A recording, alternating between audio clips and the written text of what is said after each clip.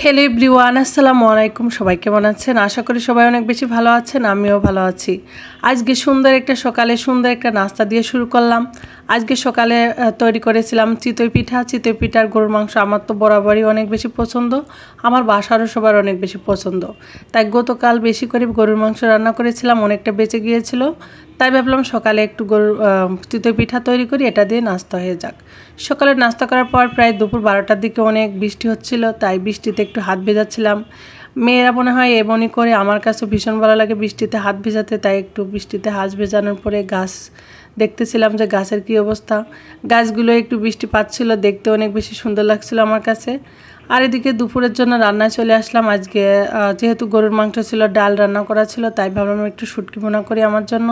বাচ্চারা তো এগুলো খাবে না, ওরা খাবে ডাল এবং গরুর মাংস, এটাই খাবে। আর আমি ভাবলাম যে একটু শুটকি ভুনা করি, তাই আমি এখানে দিয়ে দিলাম সরিষার তেল আর কিছু পেঁয়াজ কুচি, আর এখন দিলাম লবণ, হলুদের গুঁড়া, আর দিলাম শুকনো মরিচের গুঁড়া দিয়ে এখন ভালো করে পেঁয়াজটা একটু ভালো করে কষিয়ে নেব, যখনই কষানো হয়ে যাবে। আর এখন আমি দিয়ে দিলাম মাছ, শুটকি মাছটা দিয়ে এখন পেঁয়াজের সাথে খুব ভালো মতো কষিয়ে নেব কিছুক্ষণ। এভাবে কিছুক্ষণ কষানো হয়ে গেলে এখন আবারও দিয়ে দিলাম কিছু রসুন দিলে কিন্তু শুটকির ভুনা খেতে অনেক বেশি মজা হয়।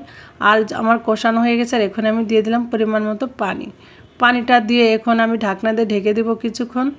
আর এদিকে দেখি আমার মেয়েটা অনেকটা বাদাম চকলেট বের করে নিয়ে খাওয়া শুরু করে দিয়েছে, পুরো বিছনা এলোমেলো করে ফেলেছে।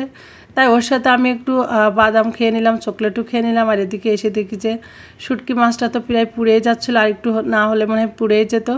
আর এই তো পানিটা দিয়ে এখন আমি ঝোলের পানিটা দিয়ে দিলাম, দিয়ে এখন ভুনা করার জন্য। আর এই তো ঝোলটা একদমই শুকিয়ে গেছে, উপরে তেল উঠে গেছে, আর আমার শুটকি ভুনাটা হয়ে গেছে। এখন চুলা থেকে নামিয়ে নিব।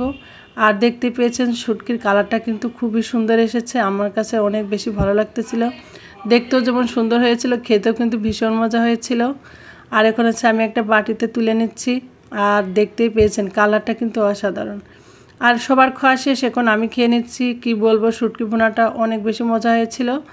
আর এদিকে বিকালবেলা একটা পুডিং তৈরি করেছিলাম। আমার ছেলে তো পুডিং খাওয়ার জন্য বায়না ধরেছিল, আমার ছেলের পুডিং খুবই পছন্দ, তাই ওর জন্য বিকালবেলা একটা পুডিং তৈরি করেছিলাম। পুডিংটা ঠিকমতো আমি ফ্রিজেও রাখতে পারিনি, একদম গরম অবস্থায় কেটে দিচ্ছিলাম ওদের, তাই একদম ভেঙে ভেঙে যাচ্ছিলো, একদমই নরম ছিল।